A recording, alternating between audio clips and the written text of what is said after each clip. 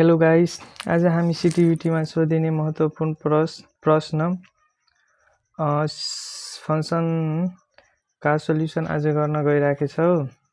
यसमा के भनेछन्, define composite functions if function x equal to 3x plus 4 and function gx equal to 2x plus 2.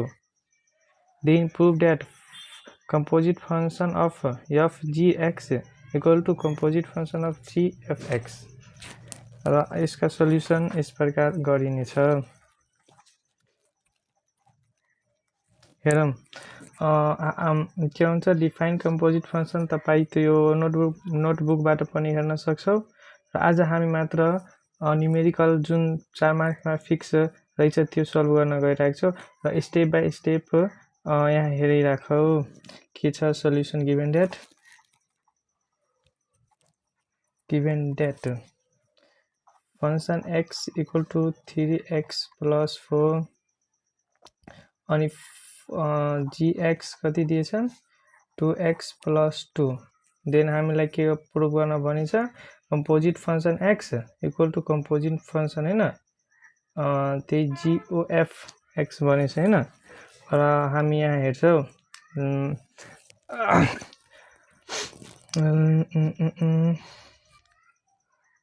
Late हामी taken गर्छौ taken LHS TAKEN taken LHS composite function f for gx equal to function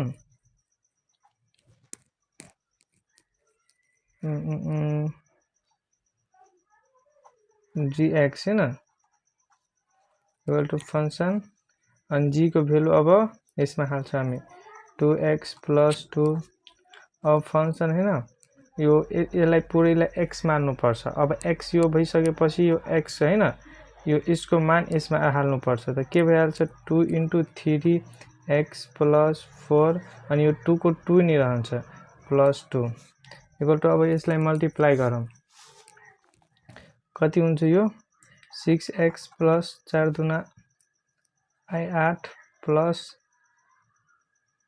2 equal to 6x plus 10 एउटाको solution भयो। अब अर्को तरफ लागौं RHS taken RHS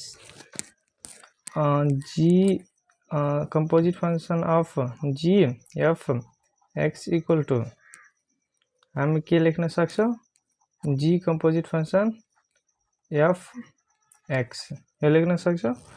अनि अब यसलाई फंक्शन हैन x को मान फंक्शन x इक्वल टु यसमा लेख्नु पर्छ कति हो 3x plus 4 अनि इक्वल टु यो g भयो हैन। अब g यो पुरैलाई x मान्दाखेरि यो x मान्दाखेरि यसमा यसको भेल्यु राख्दा हैन यो x हैन gx इक्वल टु यति हो।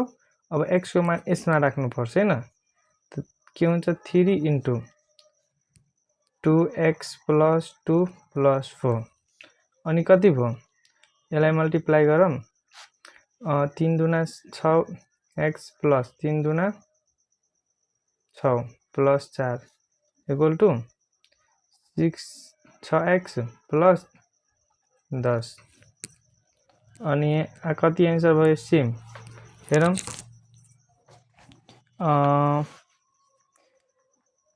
यहाँ LHS मा हाम्रो LHS मा यति आएको रहेछ अनि RHS मा पनि 6x plus 10x आएको छ equal to LHS equal to RHS PROVED proof लेख्न सक्छौ।